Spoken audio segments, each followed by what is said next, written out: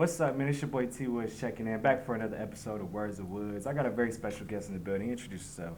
Hey everyone, I'm Tiraj Lucas, poet, author, creative writing coordinator here in Columbus. Puzzle connoisseur.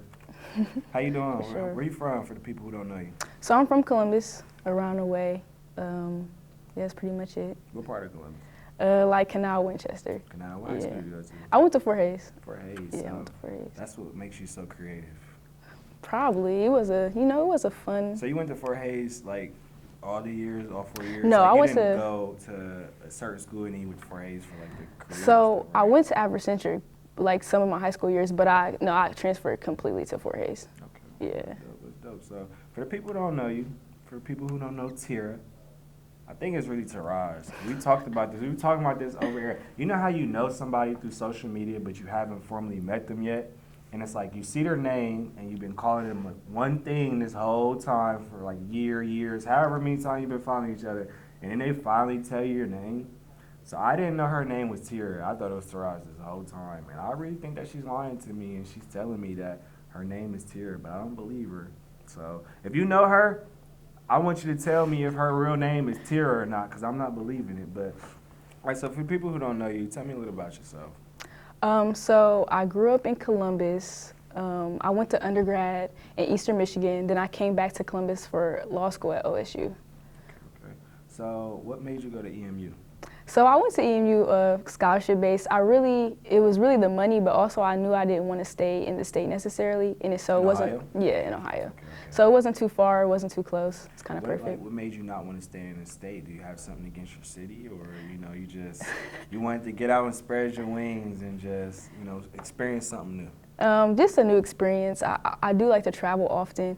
I also feel like when you stay in an area for too long, sometimes that may hinder you in getting out. I feel like you get complacent and just stagnant if you stay in an area too long. That too. Especially if you grew up here, like we from the city, so it's definitely. I just went to Wright State, which is down the street, so that's an hour away. But I just at least wanted to get out of my environment because you grow up here, all there is to know about your city. But I feel like when you venture off and experience new things, that can be good. So did you spend 4 years at EMU or? So I graduated early, so I spent about 3 years there. Okay. Yep. And then you graduated early. Yeah. Oh, so you're smart. I try to be.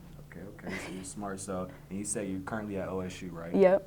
So what are you doing here at OSU? So I go to law school here. This is my first year, second semester. So waiting on those grades to get back, but it's a great experience so far. A's and B's. We are expecting I know A's and C's and B's. D's and F's. You know what I'm saying? Nah, Grades none of are those. important. But I mean, you're in law school, so I'm pretty sure you're holding it down and Yep. doing what you need to do. So how has that experience been for you, just being in law school? And what actually made you want to get into the degree that you're seeking right now? So what made me want to get into politics in law school was, it was kind of ingrained in me, like since I was a child. My mother, she really wanted me to be a lawyer, so it was kind of something I always had in the back of my head. And then Was there ever a time that you was like, no, I don't want to be no lawyer, I don't. yeah, Lawyer. actually. When I was like a kid, like I would tell her like, oh, I don't want to do that. It's too many years of school. And she's like, well, what else are you going to do with your time? Like And so she kind of pushed me to want better for myself and persevere through that. And when I graduated from undergrad, I took my LSAT maybe like my junior year, so like my second year of undergrad, and I got a good score and I studied for it. And I kind of studied politics, and being like a black woman, it was something that interested me because our whole identity is political. So it made me want to get involved in not only learning how the laws were made, but also in the process of people deciding my rights for me. So you spoke on like just being a black woman in general. How important do you think it is just being a black woman, getting into like law and stuff like that? Just because the numbers, there's not too many people of us, seeking to, take those type of professions. So how important was that for you, just or what you do, period, as far as you being in school, making sure that you're on point, you're working harder than everybody else, because at the end of the day, they already count us out. So, Right. How has that been for you, and just what do you stand by as far as on that, making your impact as far as being a black woman in law? I think it's very important. One reason is because when you have black women, they are the most underrepresented people in the country. So, in most of politics, most politics affects Black women. And I feel like when your life is being handled by someone else, you want to have that representation in there, so you can have a say so you can have, this is your experience. And most people who make the laws are white men, and they don't live that experience as being a Black woman or a person of color. And when you have an input in when you have an input in your life, is very important and it's of value. So. You definitely gotta have input in your own life. Speaking of your life, what are some other things that you do besides, school and besides creating puzzles? So outside of school, my hobbies is mainly spoken word. And so I started getting into spoken word in my undergraduate years with this organization called Poetry Society.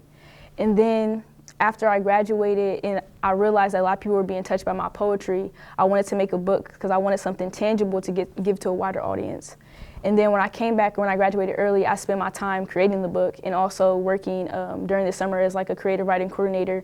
So basically what I did was create a program called Tiraj, and it taught poetry to the youth at this local church called Family Baptist Church out south. And so I kind of worked on these two projects to emphasize the importance of art and education and expression with kids. So talked about the book. Let's talk about it. Piece by Piece by Tara Lucas. This is so official. That's dope. Thank you. I appreciate that. It's real dope. So what inspires you to want to make your own poetry book? What inspires you to, because a lot of people, we talked about this off air, a lot of people have ideas just stuck in their mind, but they don't show action. They don't do anything about it. So what made you have this idea and then, put it out to the world to see? A lot of it was my peers, my friends, my family, just people supporting and believing in me. And when we have these ideas that we don't know how to orchestrate or how to actually put into tangible experiences, people believing in you gives you that push, that drive, because it's like someone can believe in something that I can do and I don't fully believe in myself. Like, wow, that means a lot to me, and it inspires you. Exactly. Gotta believe in yourself, because if you don't believe in yourself, who else would believe exactly. in you? So go into detail about the poem book. What is it about? What are some things that you talk about in the book? You're not gonna say it all because people need to go purchase a copy of the book. But a brief summary of what the book is about and what it means to you. So Piece by Piece is written in 4 chapters, and it's basically about being a Black queer woman and how these identities intersect, and the importance of that, and like going through your life, your childhood, your family, your experiences. And it tells a story of perseverance and inspiration. One of the reasons I did write this book is because I feel like a lot of Black women or Black queer women aren't represented in poetry and art, and we are oftentimes looked at as one-dimensional beings. And so Piece by Piece kind of talks about building yourself through levels of your life, through stages, how you're not one-dimensional, how you have to go through these challenges and go through these trials and tribulations to become a full statue or of art, or how you see yourself for something of importance. So. That's dope. All right, so I'm gonna say a couple lines in the book. I just want you to. You're gonna do a random poem? And I just want you to express what this line meant to you and just kind of go into detail for the people who may not. Because when you think of poetry, people don't always get it right off the fly. Right. It may take them a couple times to go back and reread it or re-listen to what the person is saying for them to fully understand what they're talking about. So I picked a little paragraph. I ain't gonna do the whole thing. I picked a little paragraph, and I just want you to break it down and dissect it and talk about it. So, since you made the room lifeless, not knowing I was a surviving seed, able to redefine science and pigmentation, found my glow in my soul, once handed to me by the universe. What does that mean? So that poem is particularly about having faith in oneself, even though you may be going through something like depression or sadness or just something in life. And so it's about being in an empty room, for example, or being in a lifeless situation or lightless situation, and you have to look within yourself, what you believe the universe or your purpose is or somebody has given you, and using that to find your light or your gateway to happiness from what you're stuck in. Do you believe that you found your purpose in life? I believe Or that. you think you're still on the search to find your purpose? I believe that purposes are, something that we decide. I feel like you can have multiple purposes. I don't believe I'm here for one purpose to execute, but, of many purposes. And I feel like your purpose often changes as life goes on and what you go through, because, my purpose right now may not be my purpose in 5 years or 10 years. All right, I'm gonna read another poem. Okay. Because until you Because until you, my world stood still. My air felt stale. My universe fell apart. So I made sure you would never crumble. I made you solid, piece by piece. What does that mean?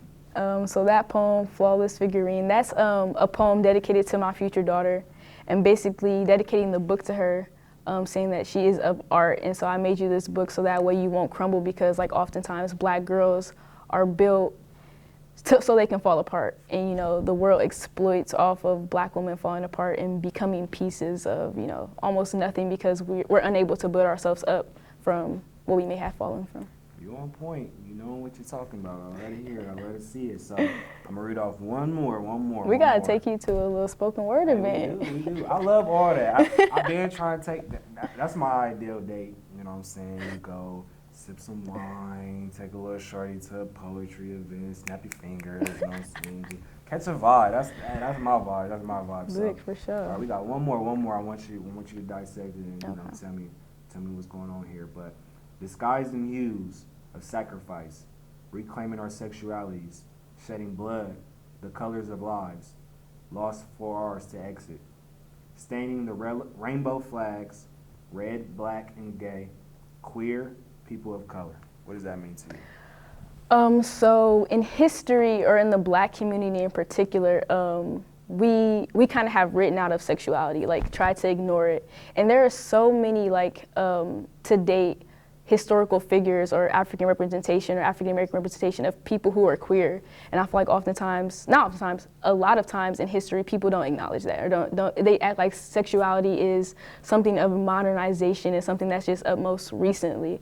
But in reality, sexuality is something we've most recently researched, but it's been, you know, spoke about in history books. It's been like obvious signs of gay and queer people existing before in time, so. So your sexuality, does that have anything to do with, you know, you being in law school, or you just going on day, like has that affected or, you know, had an influence or impact, I should say, on what you're trying to do in life, pretty much? Like, has there been any difficulties, you know, people may not take you serious, or people may, you know, look at you a certain way or judge you, you know, judge a book by its cover, you know, case in point, like, have you had to go through anything like that? I've actually had very fortunate experiences because of my sexuality. I feel like, being maybe, my authority may be questioned, or maybe, but particularly, like how so, like, you know, your authority being questioned as far as, you know, break I feel like when you're like a masculine woman, like navigating through like male-dominated spaces, I feel like a lot of men can be intimidated by that. That's true. But I also feel like it's kind of a privilege, because when you are like when you are a masculine woman, you take on the privilege of masculinity a lot of times, because, you know, there's male privilege, and so people look at you, you know, it may be, I want to say like better experiences, but of course, like with masculinity, you have that privilege. So like people may look at you like believing you know more because you're not feminine, or, you know, or just in male spaces, they might say things that they wouldn't say to feminine women that they would say to you, like, you know, because they might look at you as one of the guys or like someone they can relate to more. But yeah, I mean, I think that I like to navigate spaces to be a voice for people whose voices aren't heard in the LGBT community. But that's pretty much. That's dope. So how has the dating world been for you? Just, you know, you're on your grind, you're on your purpose, and, you know, you definitely got a lot going on with law school, being an author, having puzzles. I can't get over this puzzle. She has a puzzle. Branding is everything, and this just inspired me to a whole nother level. This is what I love to see. And, you know, she told me that she got me maxed out on 15 minutes if I complete this puzzle. I think I can complete the puzzle in 5 minutes. 5 minutes? We gonna see. But okay. How has the dating world been for you? And, you know, has it been a struggle? You know, just finding somebody that is on the same type of time you're on and just knows what you need and want in life?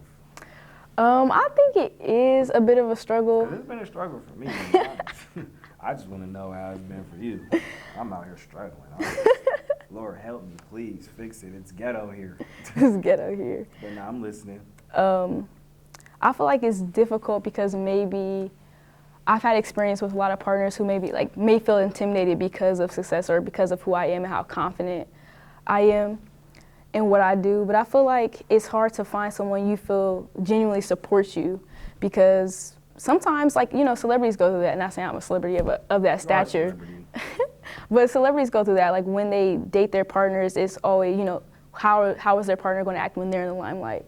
And I feel like a similar experience. Like, you don't want to diminish your partner's dreams, but you do want to put your career path forward. And I feel like in our generation, in your 20s, it's hard for people to be career driven. It's hard to say, well, you know, I do want a relationship or I do want to date you, but this is my main priority right now. And for people to take that pill and swallow it, like, okay. A lot of people don't understand that. Like, a lot of people don't understand, like, it's messed up to say this, but you're going to come second because... Yeah, you have to. What I have going on is going to come first. I had one of my OGs tell me this. He's like, man, that girl going to leave you, but this, your bread and butter, you know, everything that you got going on, this ain't never just going to up and decide, all right, you know what, this ain't for me. Right. This, you know, this is you, so it's never going to just up and leave you. But yeah, my mom always told me, like, relationships are always going to be there, but these opportunities, these are what you have to take. Like, this is what's most important. What's important, though, is just finding somebody that can understand, like, what you're going through. You may not have all the time in the world to be kicking it, hanging out, right, doing this and that, but if I rock with you, I'm going to fit that time and put you in my schedule. But like I said, it's messed up to say you're going to come second because this ain't never going to leave me, you know what I'm saying? The grind is going to be the grind, and I got to grind, because if I don't grind, then, I mean, you ain't going to win no bum, you ain't going to win no scrub that ain't doing nothing. So, you know, that's definitely important, man. But that's dope, that's dope. So, what do you like to do for fun? I mean, we know you're an author, you're in school, but what do you like to do for fun? Like, you got an off day, you're just kicking in, you ain't got nothing on your agenda. What are you doing for fun? I often like to travel, so that's probably like my main. What's the place you've been to? I've been to Paris, France, Jamaica, Colombia, Amsterdam. My favorite, probably Hawaii. I would say Hawaii reminds me of like a tropical California, but yeah, it's probably my most favorite trip. So traveling, what else? Hanging out with my friends in Michigan, Poetry Society. They, you know, those my best friends. Like, it's a family-based org. So they all do poetry, like they all do poetry. Yeah. So how'd you get cool with them and like meet with them? Just you went to a spoken word event one day, or you just like, hey, who does poetry? Like, how did you go about that, meeting up with them and linking up with them? So Eastern has like this like black org meet, and so at the beginning of like every year, and so I just went to that, and Poetry Society was there because it's not like it's a predominantly black organization, but it's not only limited to black people, of course. And so I met them, and I like spit a poem for from a few people, and they were like. Do you remember the poem that you did? Can I remember the poem? It's like, it was rough because it was like my freshman year, but I'm trying to think if I put that poem in the book. Speaking of that, I think it might have been like the last poem in the book, but revised. Like, it was a worse version of it, but it was like the last poem in the book, like Dear Black Women, parts of that. That's lit. Speaking of the book, though, do you have a favorite poem in here? I do have a favorite poem. Here. And what makes it your favorite poem? Let me see. Ironically, it was the poem you read, Expert of, Flawless Figurine. I want to hear you read the whole thing. Let me see, okay. I want to hear from the author herself, not from me. I did a good job, though, saying it. You did a great job. I think I might do poetry, too. Let me just make sure that's my favorite one. I like some messages, too. And green and blue, those are my favorite colors. Who knew? I'm just a fool who's true.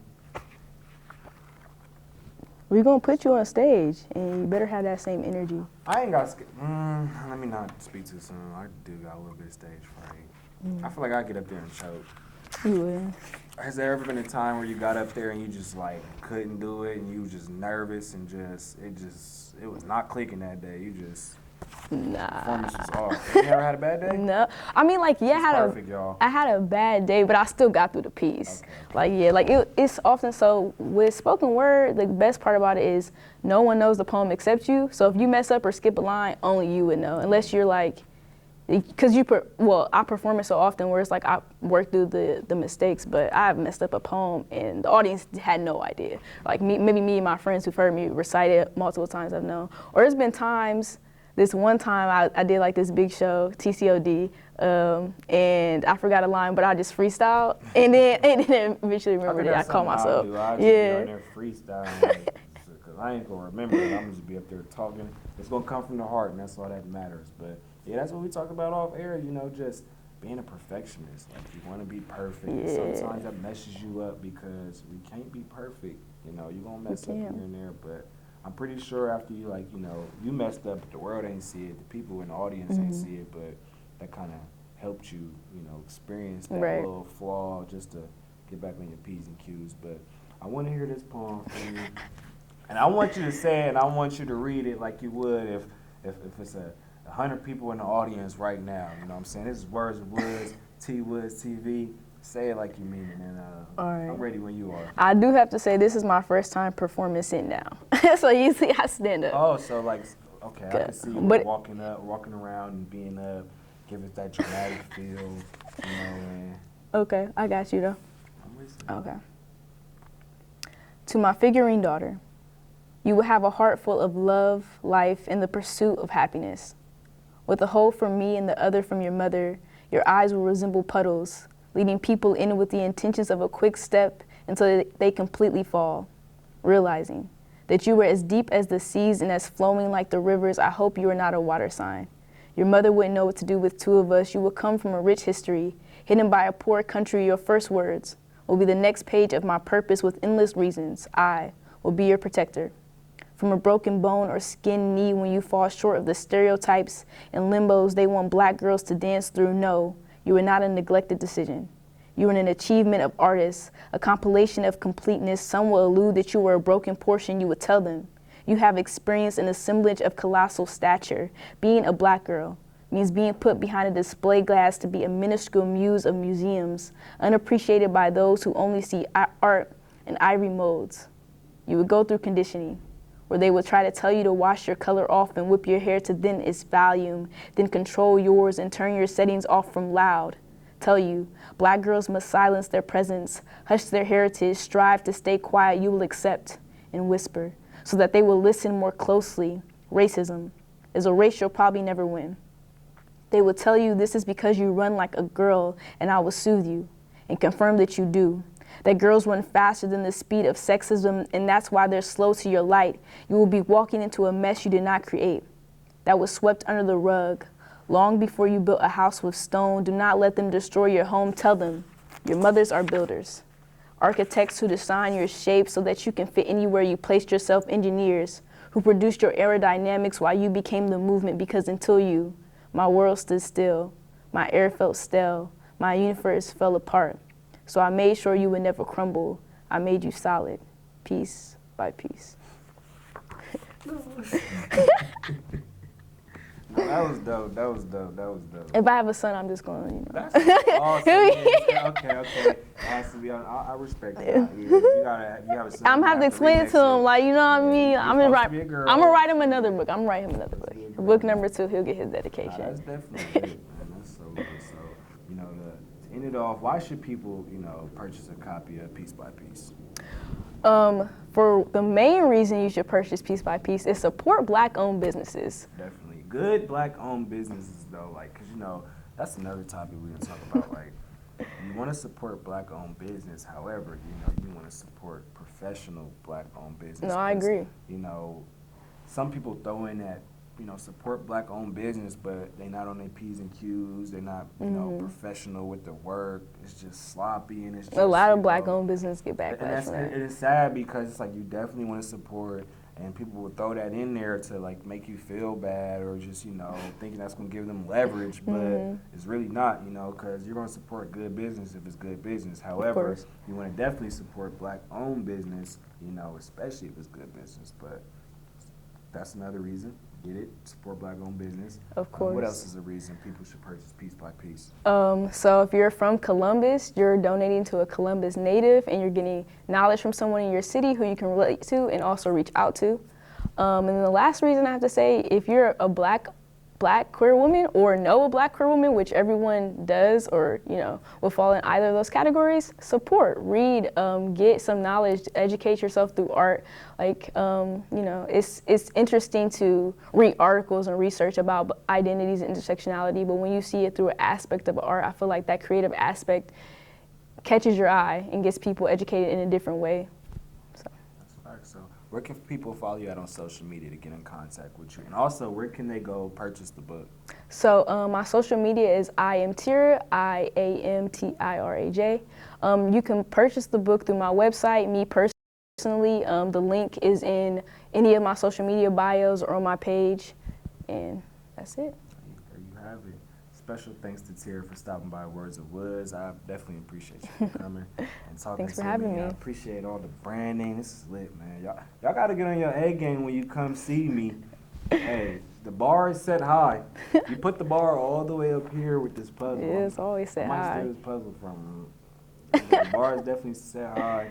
So y'all come on your A game when you come into Words of Woods, because I'm impressed. Definitely impressed. And it was definitely a good time talking to you and speaking with you. This is definitely lit, and you know what I'm saying? I just met you today, but I'm proud of you. Thank you for having me. Thank you. I appreciate that. I can't wait to see what you have in store for the future, most definitely. But of course. Make sure y'all follow her. Go purchase the book.